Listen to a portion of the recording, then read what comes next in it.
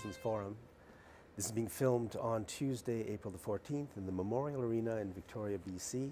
I'd like to start by thanking our volunteer crew and the Shaw staff that makes this program happen. It's been the first part of Citizens Forum is always the Walter and Jack show, so I'll start off. It's been an even crazier week in the world. I mean, I can't believe that this is the best that we can do as human beings, because it's pathetic. We're just being totally controlled, and I mean, I think there's an entire official story that is a complete pack of lies, and that's the official story. They tell us every day, from the moment you wake up and turn on the radio or the TV until you go to bed at night, and then they got the microwave radiation going through your ears anyways. It wouldn't matter. It wouldn't matter, except that we're destroying our own health, we're destroying the planet, we're destroying our society, we're at war. Harper is sending troops as we speak to the Ukraine. And it's the entire story that we are being told is a pack of lies about Ukraine and about everything else. I don't know what the real story is, but having been through this many times before, through my whole life, I know that the official story is just a pack of lies. But if you look at what's happening, then you know what's happening, which is the poor are roaming the streets. Our healthcare system is failing. We're at war, almost on two fronts. So this is the plan. Everything else we're being fed is a load of BS, and we've got to change it.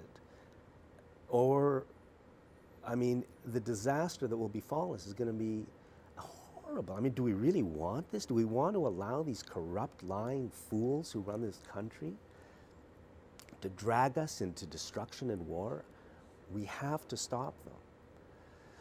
But what's even the first step is except to know that it's all a pack of lies, and it's important because these are late innings. You know, nuclear radiation is now washing up at Long Beach as we speak but it doesn't matter because it's perfectly safe. The nuclear radiation from these liars who gave us nuclear powers, it's all big business. And if we don't stop them, they are going to destroy us. And we have to start stopping them right now. My time is up. Sorry about that, Jack. You know, I always like your introductions because you give me lots of food for thought. I think we should talk a little bit about the international issues, especially with this Harper sending advisors to the Ukraine. Remember back in the Vietnam War, the U.S. was sending advisors to Vietnam? That's right. And then it turned out that they had a full-on war. The thing is, it doesn't seem like a whole great big deal, and they're going to be like 1,000 kilometers from the so-called front and all that. But if the message is being sent to Russia, we're sending advisors to your enemy. So what's that going to mean with all the other talks we have with Russia around climate change, for instance? A real and present danger, a huge danger to our planet, to our survival. So we got to send 100 military advisors to Ukraine and really to upset the Russians. I mean, it always seems right now that a lot of things are happening around that. A lot of these sort of, either direct wars like that or the war in Syria, which is a proxy war in a lot of ways. I'll just say something about Ukraine, which is that the entire official story that we're being told about Ukraine is just, it's corporate propaganda. I don't know what the truth is, but I know that what we're being told about Ukraine is... Well, we're not being told, Jack, there's a powerful, powerful fascist movement in the Ukraine, ever-growing Nazi movement. And that is the group that have a hold of the Ukrainian government right now. And they are being supported by the West because they're against Russia. So basically, anybody that's against Russia is a friend of ours. That's their sort of idea. So often it falls into some very right-wing fascist sort of regime. So that's terribly wrong. And in news reporting on this, like I heard on As It Happens the other night, one of the interviewers was belaboring the idea that somebody that's playing in some symphony somewhere had expressed some views that Wow. and she was trying to shut them down and saying, you know, you should fire this person for being a pro-Russia. And you know, this is the CBC talking. You know what I mean? Like, what about the idea of letting ideas get out there and let's sort out what the good and bad ideas are? No, the CBC's even attacking the idea. And that's where we are.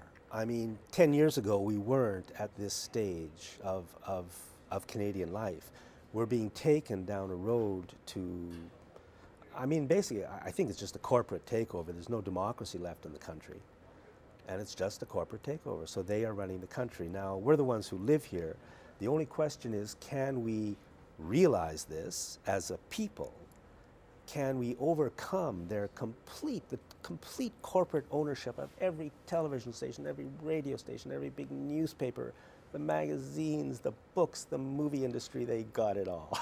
Well, they don't have our show, Jack. They don't have us yet. So we're going to tell the truth. And you know, I think it's always good to look at these international issues. I was reading up on Saudi Arabia, trying to figure out what was happening there. The huge arms deal that we made with Saudi Arabia, it's about $15 billion over about 15 years.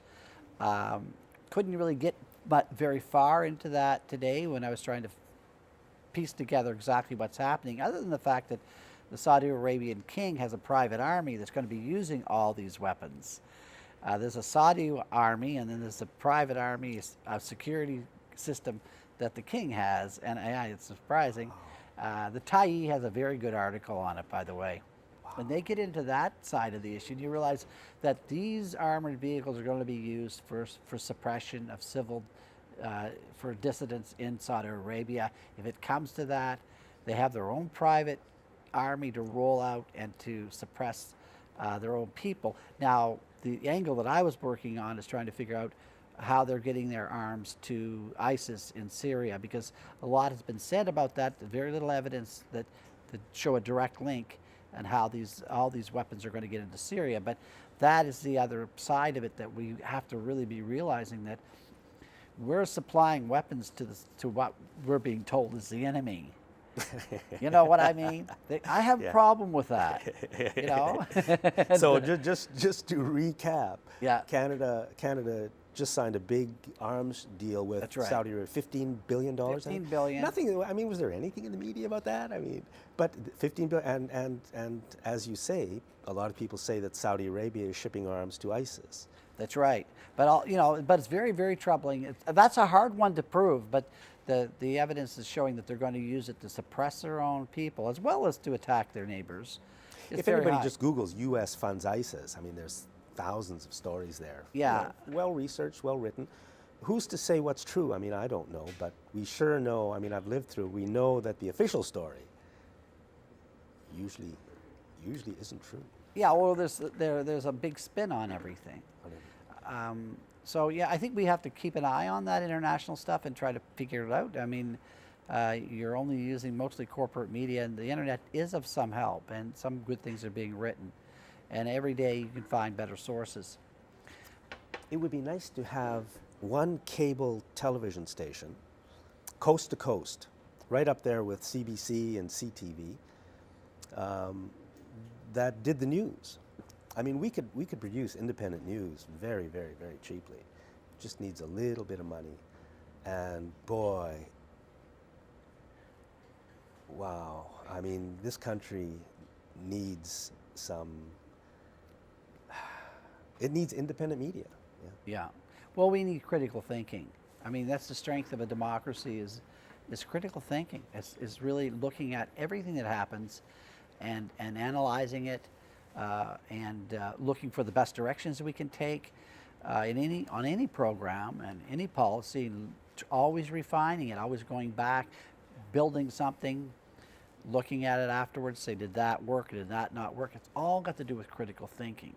Right now, it's almost like they're hammering us into these religions where we can't really step outside of the cult, let's say, and make questions. If you make questions, it's like you're unpatriotic or something.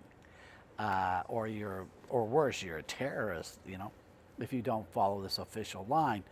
And we have to resist that. Even if you and I, we can be wrong, believe it or not. But that's all right. I mean, you can have a point of view. I welcome to hear the point of view, even if I think it's not. Yeah, let's see the evidence on both Yeah. sides, and let's come to, I think we all want make the right decisions, but the people who run the country don't want that. They want the Yeah. right decisions for themselves. And that's our big problem. That's the problem we've got to focus on. Everything else is just a story, but we've got to focus on our own democracy, who runs the country, who runs our cities. And is that a good segue into what's going on in Saanich? Well, isn't that, the Times Columnist has another article today, I didn't bring it along, but they're basically rehashing most of the I mean, points. that should be front page news right Yeah. across the front page, but they're downplaying it. I mean, what is going on in Saanich? But citizens It's are calling for an unbelievable. independent investigation, which is good. Yeah. We have And Richard to have- Atwell is calling, I think, for an Yeah. independent investigation. But Saanich Council, I mean, this is like the problem in our society. Yeah. These politicians seem to think that they have the power, and in fact they do, municipally, provincially, and federally. But that's not democracy. And in the CRD, Jack. And in the And this CRD. is an interesting connection because some of these prominent, long-time councillors in Saanich, they've been on the CRD board for a long time too. And you know what they've been selling there is that crazy lunatic idea with the sewage treatment plant. And Except for Vic Derman, who on that issue has been great from day one. that's right. But there's a trend, other than Vic's done wonderful work, that you see these Saanich councillors that got embroiled in this controversy, approved putting the spyware on the mayor's computer, let's face it. And the whole council was in on that. Yeah, Every and one they of thought it them. was a wonderful idea. Then they got caught. We're not really hearing much from them, but they were also people that were involved by and large with the decisions of building this large sewage treatment plant, which really was ridiculous. Finally, we were able to stop them by the mayor of Esquimalt refusing to put it on. People of Esquimalt. Yeah. People of Esquimalt. So finally, Political they threw a wrench into the works, but it's seemingly that the CRD doesn't know that they've been slayed yet. But And they haven't. They've still got that on the books. They're still It is going still for on the it. books, and yeah, who knows what they'll $80 do. million and counting on Yeah. for consulting yeah, and design. So I mean, there's trends right through the whole political spectrum. With you have these So councillors. yes, you're absolutely right. So how can we, starting from where we are now in this city, get some kind of control over our councils? I mean, so they have to actually make sure that should be their job. They're supposed to make sure we're informed on important issues Yeah. and find out what we want and do it. And on any issue, there's got to be a process that allows for independent oversight to make sure they're doing their job. But somehow it always happens that all the power gets concentrated there, municipally, provincially, and federally, and we're out of the game completely. That doesn't work. So we just need processes. Yeah, and they need scrutiny. There's transparency, and there's a lot of great words you can use. But for real, everything should be carefully analyzed on how decision making is going on. I think there's some good trends with these new mayors. I think there's some good things happening around that.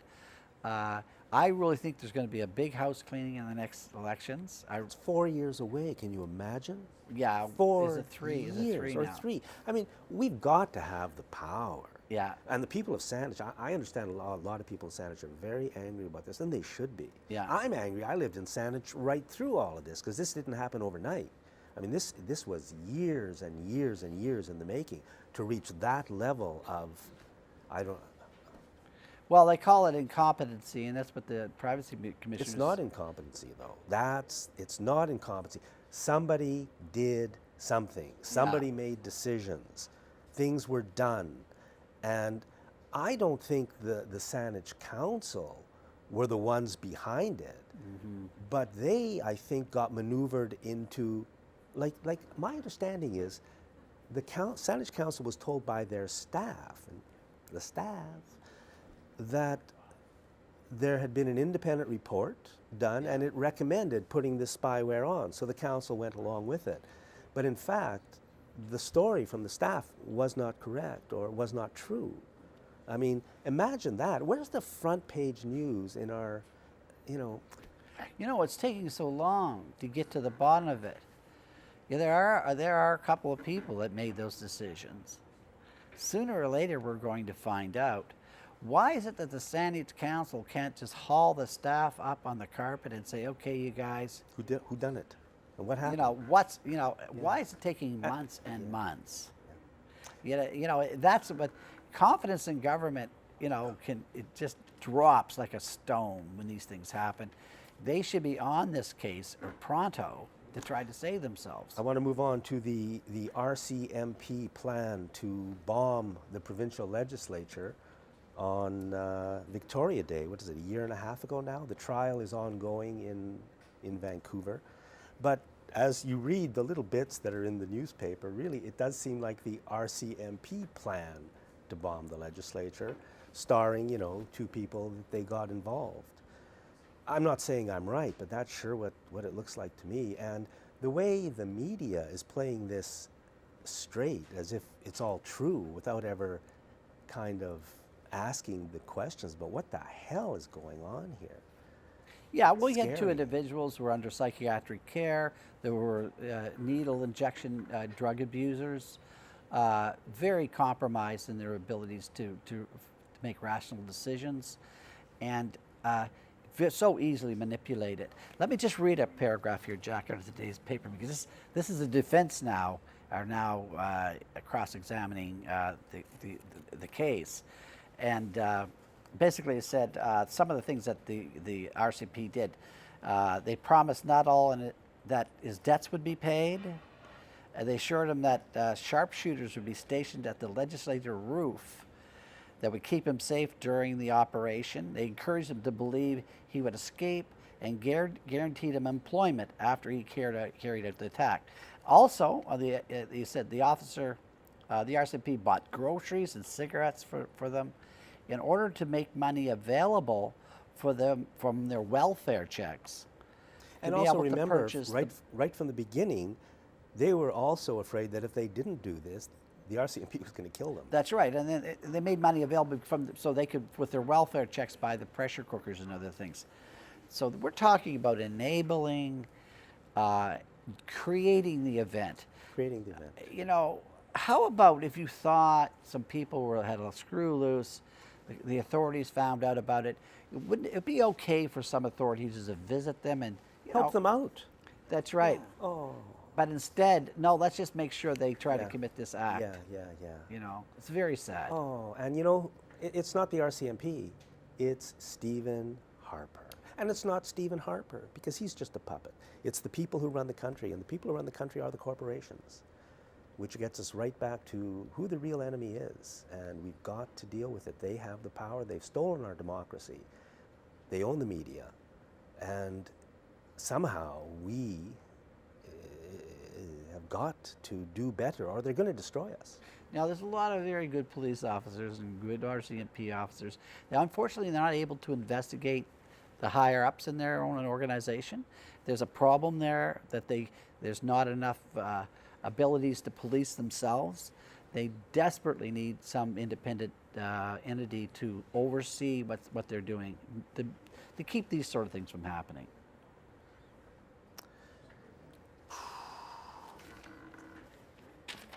What else? Oh, I had a thought a couple of weeks ago, and it scared me.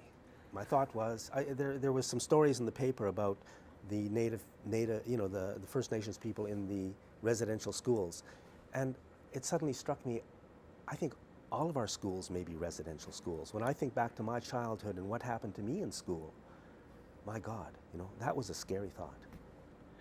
Yeah, I mean, the residential schools are tools to colonize North America. There was a way to disempower the First But I Nations. think the school I went to was in its own way a residential school. It took me out of my Quite neighborhood. an idea to explore, Jack.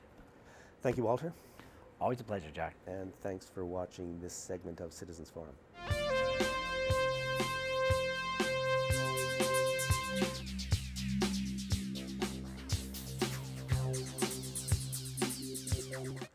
Okay, welcome back to segment 2 of Citizens Forum. Today we have with us Sharon Noble. She's the director of the Coalition to Stop Smart Meters. And I think almost everybody knows what the smart meters are and what the issues are. But just to go over that, BC Hydro has swapped out our old analog meters, our old very dependable hydro meters, with new digitized radio frequency radiation emitting so-called smart meters, and this has created a whole range of problems for us. There's issues always around the ability, what these meters can do for in the technology, that it really appears to be a surveillance type technology.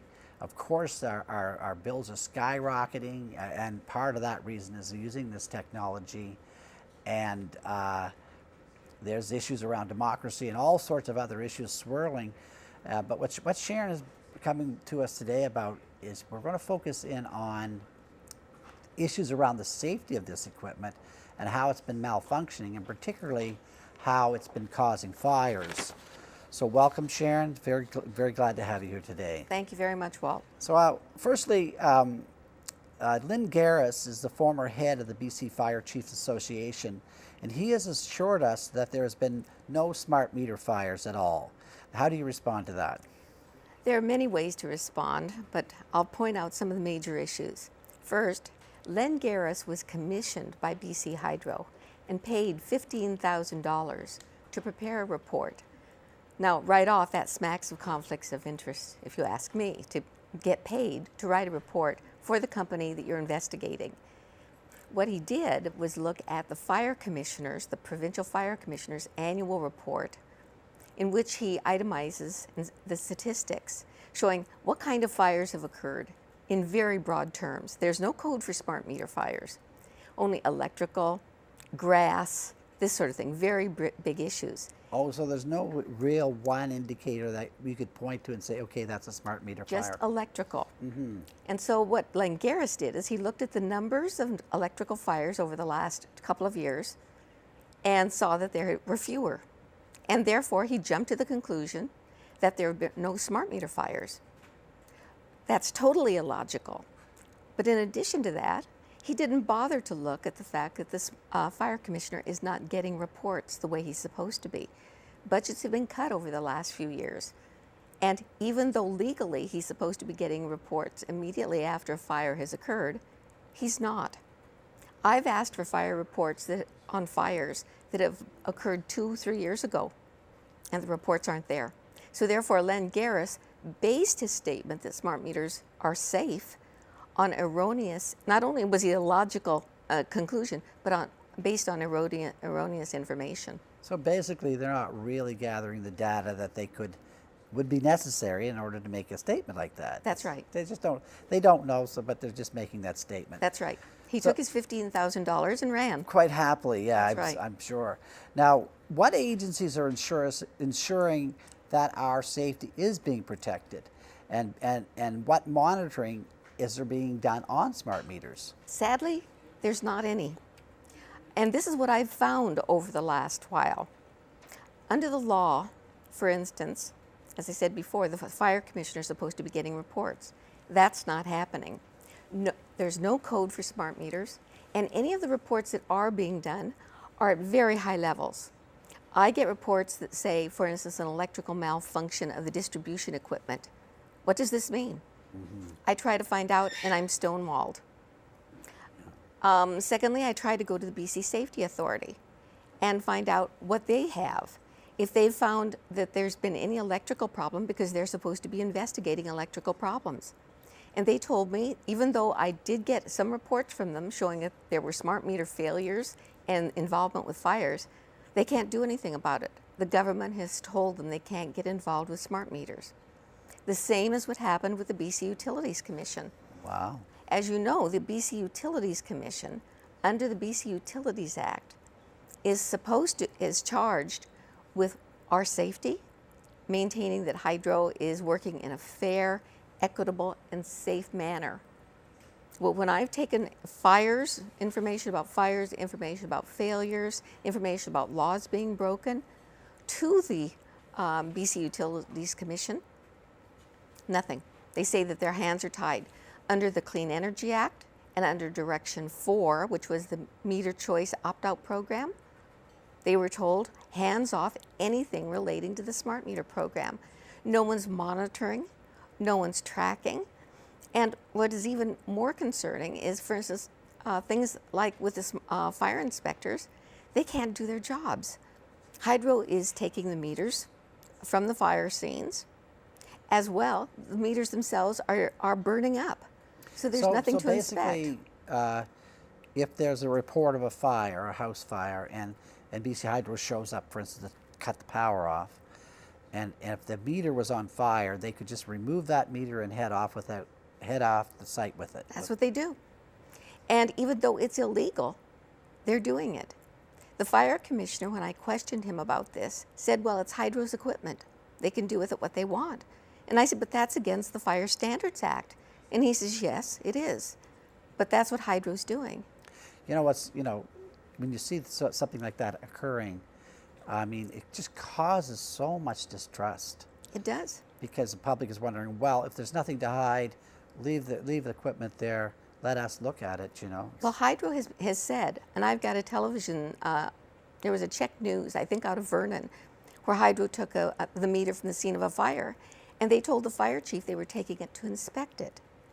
And so I checked with Hydro. I said, can I have your inspection report?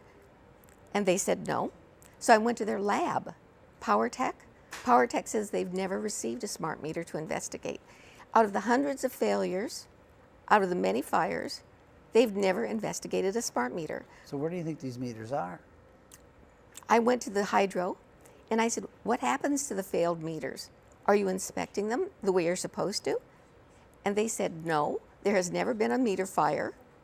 And should a meter fail, we send it to Itron directly for a replacement. So no one is investigating, no one is checking these meters, and the fire inspectors cannot, because either the meter is gone or it burns up in the fire. These are combustible devices, so when there's a fire, there's no evidence. It's perfect arson. Well, there's a couple of laws. I mean, there's removing evidence from a scene. Also, they're destroying the evidence, apparently, because really, they should be bound to never be able to destroy that meter, that should have to store it for a long period of time for anyone to go back to look at. You think they'd want to? There's injuries, there's property loss, there's deaths that can occur. I mean, it's a crime scene until it's been investigated and cleared by the inspector. And recently in Quebec, the firemen were making a hue and cry because the same thing's happening in Quebec, and they're saying, stop this. It can't continue. I'm glad you pointed that out, because it does get right down to it, where, the fire chiefs should show more responsibility and to ensure it doesn't matter who arrives on that scene. Sorry, this is a crime scene, or it's a fire scene. They should be, Walt, and the law says they should. Yeah. But I'm convinced that pressure is being put on them. I have talked to a few anonymously, and they've told me that they're very concerned. They know that smart meters are dangerous, and they're very concerned. I think that pressure is being put on them for fear of losing their jobs, just as the Hydro workers. I'm having Hydro insiders call me and tell me that they know these meters are dangerous, but they've been threatened with loss of jobs if they speak out. We have lots of shots, lots of pictures especially from California, with smart meters just ripping up in flames. Well, I've got them with melting on homes and burned. And I've sent these to Bill Bennett. I've sent them to Adrian Dix. I've sent them to every politician. Nobody will come forward to do anything. There is nobody monitoring. There is nobody helping us. We are basically on our own, which is very, very scary. Well, it certainly is. Now, the thing is, these meters are catching on fire. Now, what are the possible reasons why these meters are bursting into flames? There are several reasons. One is that another law is being broken. For instance, a very important one, under the BC Safety Standards Act, BC Hydro and Fortis, being electrical utility companies, are exempt from the need to have every electrical device CSA certified. According to law, any electrical thing, if you have a toaster, if you have a hairdryer, it's been certified by an independent agency. But these utility companies are exempted because they have experts and they are given the right to do it themselves, but on the condition that they are certified by a professional electrical engineer licensed to work in British Columbia. I asked Hydro for their documentation, for their certification for months. And finally I got a letter from them saying no document exists. Nobody has certified these meters to be safe. And I went to the BC Safety Authority and asked them why they aren't enforcing it. They said they can't. Their hands are tied. I went to the BC Utilities Commission and said, your job is to watch out for our safety. They said, we can't. Our hands are tied. So these meters have never been safety tested by an independent agency. Hydro will say, Itron tested them, or IEEE, or ANSI, and as you well know, these are industry groups. They are not independent. Yeah, that's right. I mean, because as you know, I'm an electrician. I have my hands on that equipment, and the old analog meters were like, they were hefty. This is another issue. Well, first, before we jump to that, another reason they're burning is because you know that the analog meter and its base were CSA certified. The base was CSA certified in conjunction with the analog. It has never been certified to have something else stuck in it. And the smart meter and the digital meters run on electricity. So it's a brand new ball game. These have never been certified. Next, they're really made of junk. The smart meters are junk. They are made of plastic, primarily plastic that burns. And the analog was glass and metal. You couldn't burn it if you tried. Second, there is a lithium battery, an ion lithium battery inside a smart meter. And lithium batteries, when they get hot, they explode and catch fire. And this is what I think happened in that Langford fire. Right. Very likely. You know, they also had problems with lithium batteries in airplanes. They will not carry them in bulk anymore. So we have lithium batteries on the side of our homes, and if it's sitting in the hot summer sun, it's going to explode. Second, we've got things like the remote disconnect switch that sparks. This can spark and it can cause a fire inside the meter. But a major one is that these meters, as you know the analog did as well, gathers moisture. Condensation, moisture leaks in. There have been fires in British Columbia from water leaking into meters. And I've got pictures of smart meters gathering the condensation. What happens when water and electricity hit? You're going to have arcing. You're going to have fires. And this is what happened in Saskatchewan. And as you know, Saskatchewan stopped its smart meter program, removed all the smart meters after only 8 incidents of just failed meters. No fires, just failures. So these are some of the reasons we're having fires and failures. You combine a piece of junk that is not being monitored, that hasn't been safety tested, and you're going to have problems. You know, if you look at them, they have a circuit board inside of them. There's electronic, circuit board, and there's a bunch of plastic for mounting it on. Then you have the plastic globe. It weighs just a few ounces. It's not very robust, and it's like attaching a computer onto the side of your house. And you know all the vulnerabilities of any electronic equipment anywhere else in the world. Now they're putting it outside on the side of a house. You can see where there's just not that margin of safety that there was with the old technology. There's no margin, and it hasn't been safety tested. And I think that Hydro and Bill Bennett are being negligent. I suspect negligent to the point of being someday held criminally responsible when someone dies. And you know what is very disturbing, another thing that's disturbing to me is Hydro is paying for damages. I've got a list of close to 300 claims that they've paid. They're paying with our money for damages that have been done, for houses that have been burned. As you notice, the insurance companies are not saying anything. And why is this? Is this because Hydro is paying the claim, not the insurance company? We have a right, and I think we need to get to the Auditor General and ask for an investigation similar to that done in Ontario, where the Auditor General in Ontario just tore the program apart. That's a very good point, Sharon, because insurance companies, when they start having to pay out, they get You a lot hear more. about it. They get a lot more interested.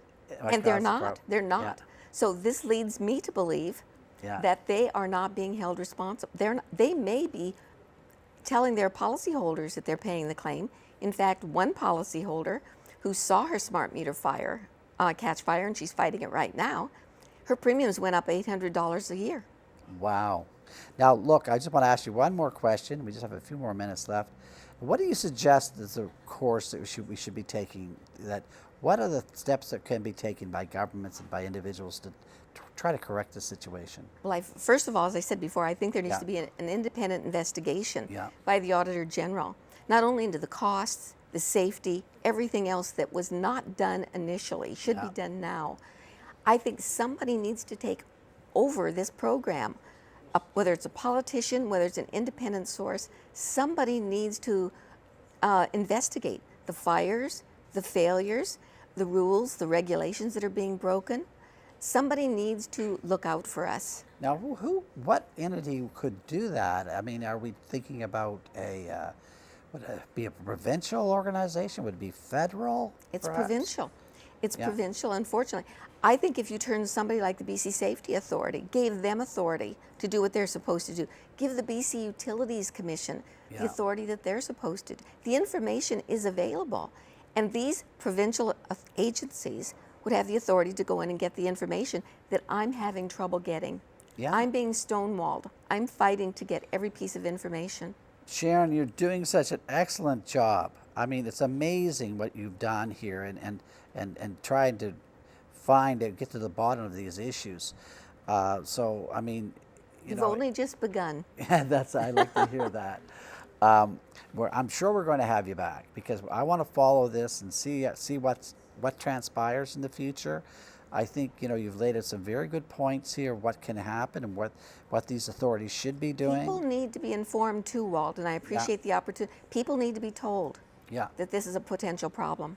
So anyway, you can always go to stopsmartmeters.bc. No, stopsmartmetersbc.com.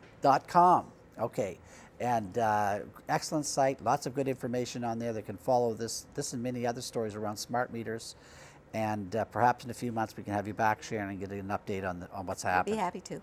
So thank you so much for watching this segment of Citizens Forum. Welcome to segment 3 of Citizens Forum, being filmed on Tuesday, April the 14th. I'd like to thank again our volunteer crew and the Shaw staff that makes it happen. We're going to be talking about what the hell's going on in Saanich. Our guest in this segment is Janet Riddle. So today is the 14th. There was a council meeting in Saanich yesterday, and Janet was there, and she just mentioned that the people who spoke, and there were quite a few people who spoke, felt angry, betrayed, and disenfranchised by their council. And you didn't really get a feeling that the council was there to apologize.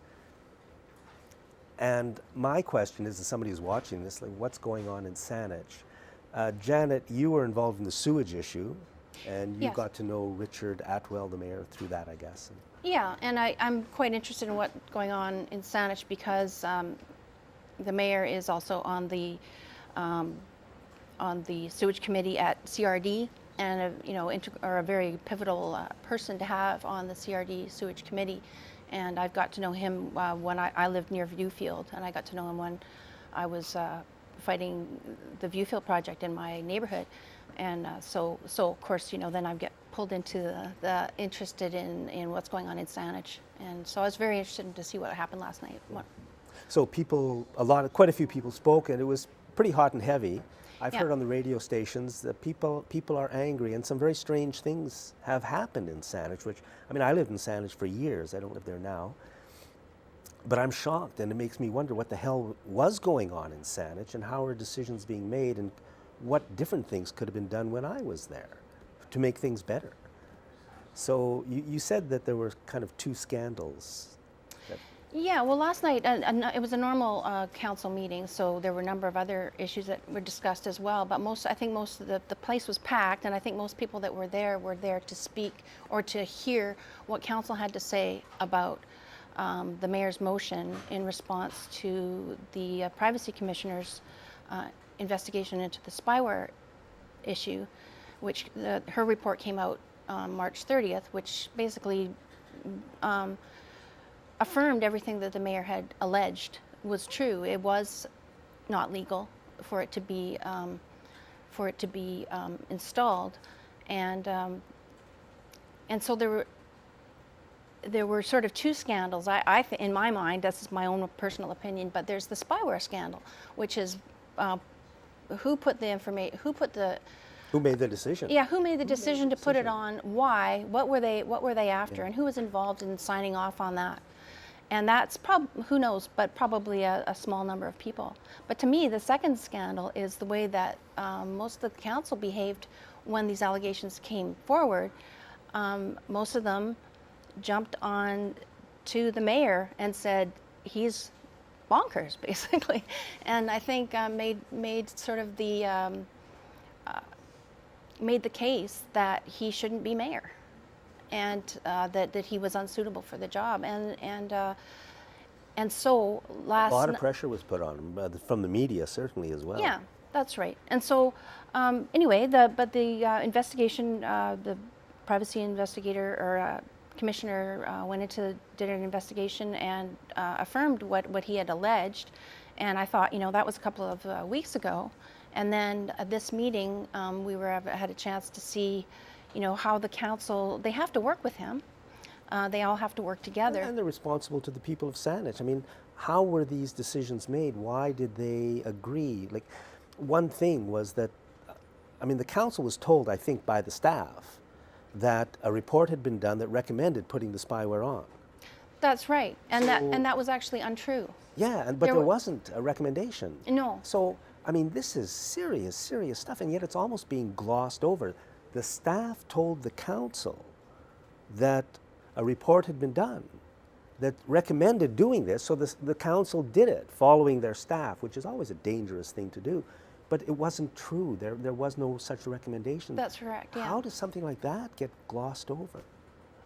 Well, this is what people were so upset about.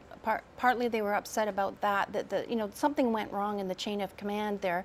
Nobody has admitted to even writing the press release that said that, and also saying that there was really nothing wrong with this software, that it was installed to protect the integrity of the system, which it was not. The Privacy Commissioner was very clear that was not its function, and it actually caused a security breach in the system. So people, finally had a chance to come and talk to their council and say how they felt.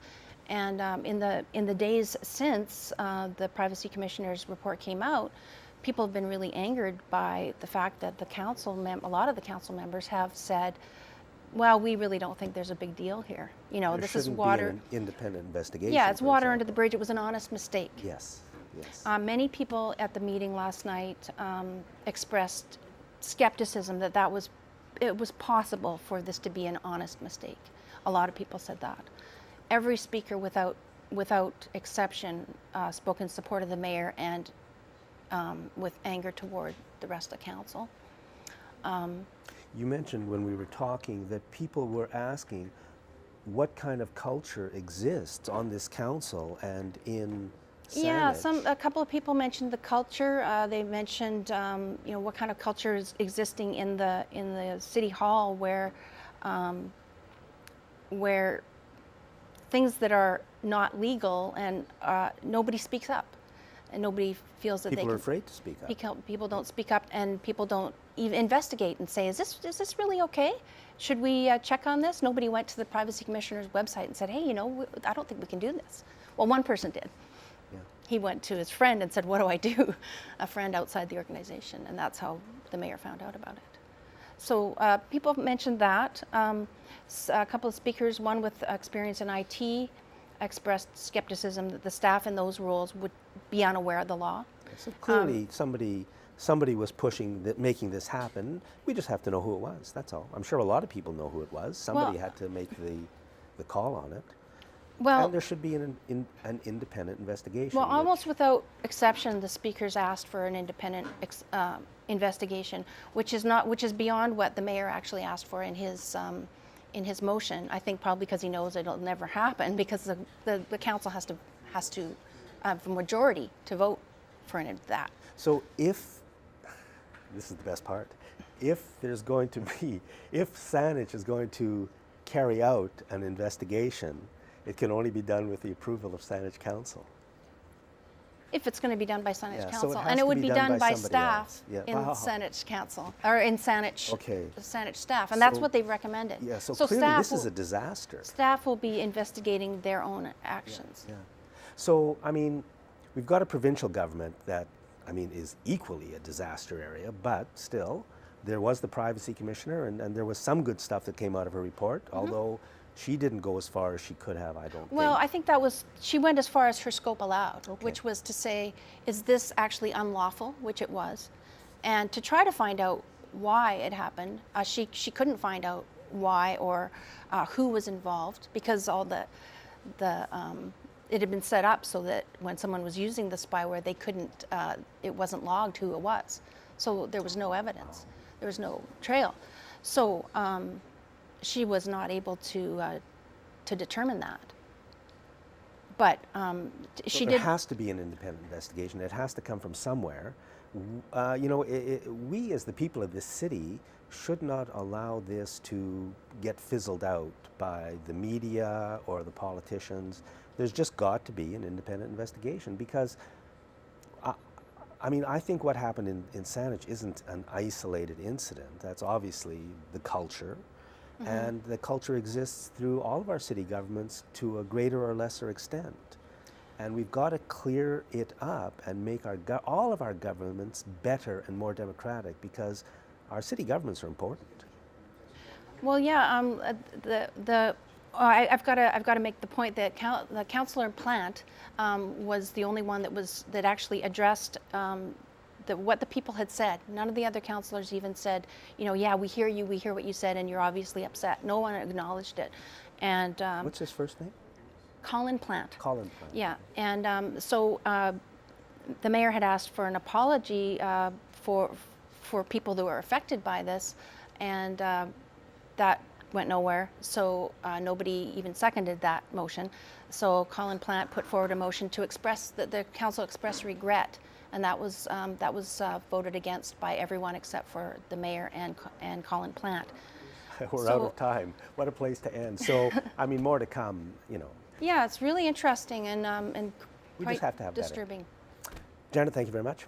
Thank you. And thanks for watching this segment of Citizens Forum.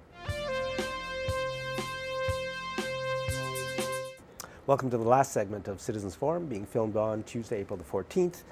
Our guest in this segment is Mazin Al Nahawi. Mazin, there is a conference coming up here locally. I'm not sure exactly when. It's called Israel-Palestine. The conversation continues. And you've just made a very good point to me that the conference is called, or the meeting is called Israel-Palestine, the conversation continues, but the speaker is an Israeli and not a Palestinian. Yeah, actually, it's not just that, a couple Canadians and an Israeli activist. I have no problem actually with a group called, I think, Activists Against Home Demolition. It's a very great group, work in the occupied land. But the whole issue to represent the discussion or the representation or the conversation on which is going to be on the 27th of this month in Cordoba Bay in United Church, to represent that without bringing a Palestinian talk on behalf of Palestinian, it's tell you how pathetic this conversation is. Where are the Palestinians in this conversation? They did not even occur to them to bring a colonized Palestinian in the head. That means somebody, not just their land colonized, also their head colonized, to come and complete the circus we have here. So even a Palestinian, not necessary anymore to do these kind of circuses and to represent to us the Palestinian issue. Now, the speakers who are coming, one of them is Israeli, and I think he speaks against what the Israeli government is doing. The home demolition, yes. But you're right. We don't have enough, just in general, of a Palestinian or Middle Eastern points of view from their own points of view, not what our news media is telling us, because what our news media tells us is all a pack of lies. We need to hear some truth. The heart of the matter is a simple word, colonialism. And it's really unfortunate, completely unfortunate, to try to discuss this point on this land, on these territories. You mean here in Canada? Exactly. Because we are also. Considering the history for the natives here and how they dealt with colonization and missionaries who brought the Bible with them here and completely demolish the history, the culture, the existence of the indigenous people in this land. Palestine is exact repeat story. It's repeated in this century, not 4 or 3 centuries ago. It's happening right now. Yeah. And I don't need to be to bring you the Palestinian narrative or the Palestinian stories, or I can just enough for me to bring the Zionist own writing about their colonialism in Palestine. I have here for you 2 quotes. They should summarize everything. And I have no idea how Zionists nowadays, they can dare avoid talking about the original plan of their movement and keep blaming the indigenous who try to defend their land, history, and culture. The first quote is from Jabotinsky, who is the father of the Zionist right wing. And that was in 1923. Jabotinsky said, "If you wish to colonize a land in which people are already living, you must provide a garrison for the land or find a benefactor who will maintain the garrison on your behalf." Zionism is a colonizing adventure, and therefore it stands or falls on the question of armed forces. So who was doing the colonizing, in fact? There was 2 in the case of Palestine, and that is very unique here. We have 2 colonization was going on at the same time. There is the master colonization of the British to that region, and during that process, the British created what they prefer to call a state buffer for the European Jews to maintain the entrance of the Westerns in the Middle Eastern region. Yes, yes. So To keep them divided. the garrison was the Jewish people who were pushed out of Israel, out of Europe by Hitler, who was being funded by corporate America. So get the corporate America is funding Hitler. Hitler pushes the Jews out of Europe. They come to North America. They're not allowed in. They're pushed out. We're never told. They have to go to Israel, and they're patsies just like everybody else. Yeah, exactly. The second quote, and it's really also important, and by a guy who was a leader of the whole, it's the military leader. Moshe Dayan, you know who is Moshe Dayan? Nobody needs to describe his high-ranking level in this Israeli establishment. He was a hero when I was growing up. That hero said in 1956, it's exactly 8 years after Al-Nakba. Al-Nakba, it's mean catastrophe. And even Einstein called it the same thing, Al-Nakba, to what happened to the Palestinian. And let's remember, at that time, we did not have PLO, we did not have Hamas, we did not have these fanatic Muslims who want to destroy Israel. Right. He said the following.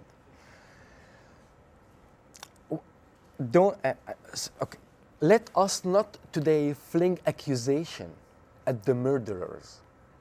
What cause have we to be complaining about their fierce hatred to us?